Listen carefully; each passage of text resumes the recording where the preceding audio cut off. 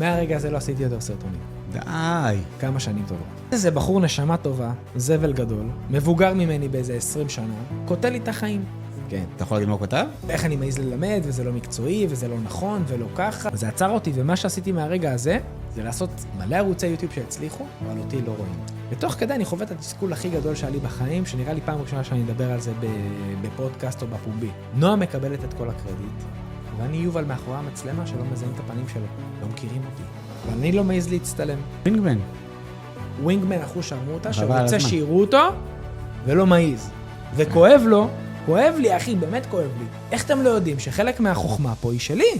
לפעמים אנחנו צריכים לזוז, מתוך פחד, מתוך כאב, לא נעים, אבל רק צריך לרצות לא להיות במקום הכואב, ולא להתבאס שאין לנו איזה ייעוד, איזה חזון.